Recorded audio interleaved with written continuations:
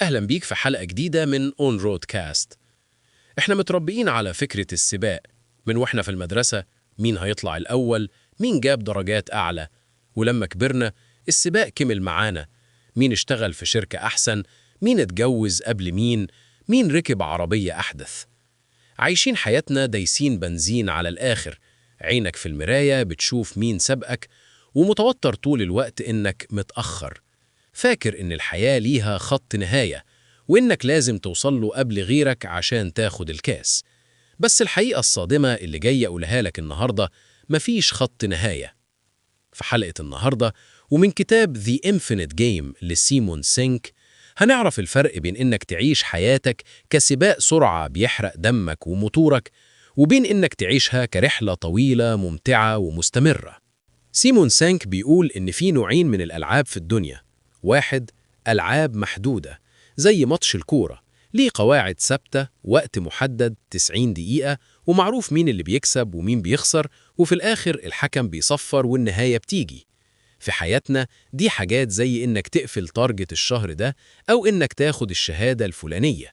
دي حاجات ليها بداية ونهاية. إنما ألعاب لا نهائية، دي بقى زي البيزنس، زي الجواز، زي الصحة، زي الحياة نفسها. هل في حاجة اسمها أنا كسبت في الجواز؟ لا. الهدف في الجواز إنك تفضل متجوز وسعيد لأطول فترة. هل في حاجة اسمها أنا كسبت في البيزنس؟ لا. الهدف إن شركتك تفضل عايشة وتكبر لأجيال. المشكلة بتحصل لما نتعامل مع اللعبة اللانهائية بعقلية اللعبة المحدودة. لما تسوق في رحلة سفر طويلة كأنك في سباق ربع ميل، هتحرق الموتور وهتخلص البنزين وهتتقلب ومش هتوصل لحاجة. في السباق المحدود هدفك إنك تغلب المنافس، لازم تطلع الأول عليه. لكن في اللعبة اللانهائية هدفك الوحيد هو إنك تفضل في اللعبة. سيمون سينك بيحكي قصة عبقرية عن شركتين كبار، مايكروسوفت وأبل. زمان مايكروسوفت كانت مهووسة بأبل، عملوا جهاز اسمه زون عشان ينافسوا الآيبود. كانوا بيفكروا بعقلية محدودة، إزاي نغلب أبل ونبيع أكتر منهم السنة دي. في المقابل أبل ما كانتش شايفة مايكروسوفت أصلاً. كانوا بيلعبوا لعبة لا نهائية، كان هدفهم إزاي نغير طريقة سماع الناس للمزيكا. فعملوا الآيفون وغيروا العالم.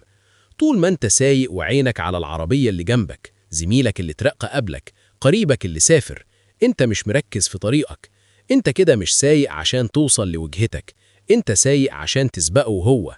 وده بيخليك تاخد قرارات غلط وتدخل في طرق مش بتاعتك بس لمجرد المنافسة. طيب يعني ملعبش مع حد خالص، أمشي لوحدي؟ لا.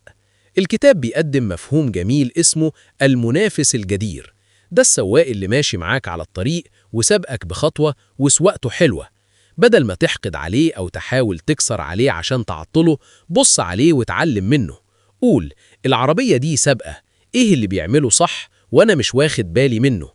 هل بيستخدم نوع بنزين معين؟ هل بيعرف ياخد الملفات بمهارة؟ في اللعبة اللانهائية المنافس مش عدو، المنافس هو مراية بتكشف لك نقط ضعفك عشان تطور نفسك. المنافسة هنا مش عشان تغلبه، المنافسة عشان تبقى نسخة أفضل من نفسك بكرة. اللي بيكسب في الرحلات الطويلة مش الأسرع، اللي بيكسب هو اللي عنده نفس طويل وبيعرف يحافظ على عربيته. لو فضلت دايس بنزين على RPM عالي طول الوقت، الموتور هيفوت بيرن أوت. لازم تعرف إمتى تهدي، إمتى تاخد ريست، إمتى تدخل بنزينة تمون، يعني تشحن طاقتك. الشركات اللي بتلعب لعبة لا نهائية مش بتضغط موظفينها لحد ما ينهاروا عشان يقفلوا ربع سنوي، بيهتموا بصحتهم النفسية عشان يكملوا معاهم سنين. وانت كمان ما تبقاش قاسي على نفسك. لو عطلت شوية ده مش معناه إنك خسرت السباق، ده معناه إنك محتاج صيانة عشان تكمل الرحلة. يا صديقي، الحياة مش سباق بتتسلم فيه ميداليات عند خط النهاية.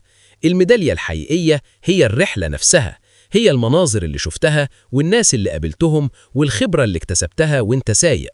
بطل تسأل نفسك كل يوم أنا كسبت مين النهاردة، واسأل نفسك هل أنا لسه على الطريق؟ هل أنا بتحسن عن امبارح؟ هل أنا مستمتع بالسواقة؟ لو الإجابة أيوة، يبقى أنت بتلعب صح. اهدى، خد نفسك، الطريق طويل ومفيش حد بيجري وراك غير أفكارك. دي كانت حلقتنا النهاردة في اون رود كاست، والنهاردة قررنا نبطل سباق ونبدأ نستمتع بالرحلة. سلام.